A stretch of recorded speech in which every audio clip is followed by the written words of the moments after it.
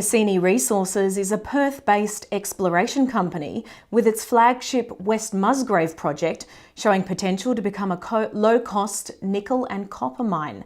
The company has also just announced a significant development at its Yappsu project, with drill holes showing significant sulphide mineralisation. For more on this, I'm joined now by Cassini Executive Director Richard Bevan. Richard, thanks very much for your time today. Thanks, Emily. Nice to join you. Tell us a little bit about what those assay results have shown. The assay results at Yapsu actually are quite material, for us. It's a priority exploration target. It's an area that we have identified to find additional high-grade mineralisation to sort of complement the pre-feasibility study we're running at Nebo Babel. And the assays have shown we actually hit about a 78-metre zone of sulphide mineralisation. And within that was quite a high tenor or quite a high grade zone of massive sulphide, about 6.5 metres, that was running at about 1.7% nickel and 1% copper, with significant cobalt and PGEs in it as well. So the significance is really around, I guess, the grade and the tenor of the mineralisation.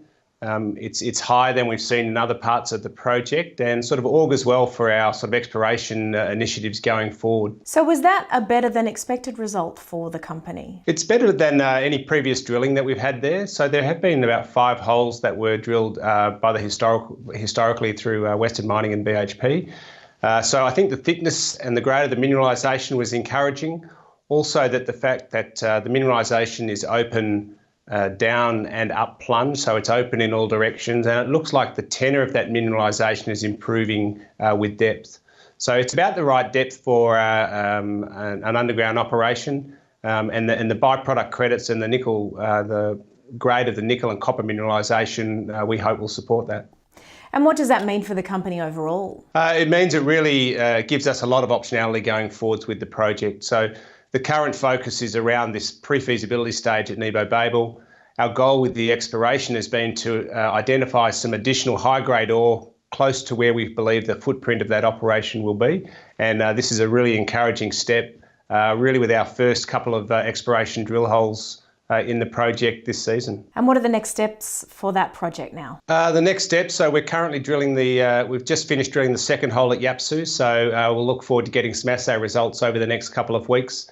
That rig will now move to one of the other priority targets, which is One Tree Hill, which is to the south west of Nebo Babel and Yapsu by about 15 kilometres, and we'll commence drilling there. And we'll also then have a downhole EM or geophysical crew do some downhole EM at the Yappsu Prospect and assist us with some targeting for a future drilling program, which will occur, in the next sort of 4 weeks or so. And for investors, I guess the most interesting thing is how long are the timelines that we're looking at before you can possibly go into production with any of these projects that you have? Yeah, so the current feasibility, pre-feasibility study will run through till probably the second quarter of next calendar year. We're expecting a positive outcome and to move straight into a DFS. So we're looking at a sort of a final investment decision around construction and the operations, probably in the first part of 2020. Wonderful, Richard. We'll leave it there. Thank you very much for your time today. Thanks, Emily. Cheers.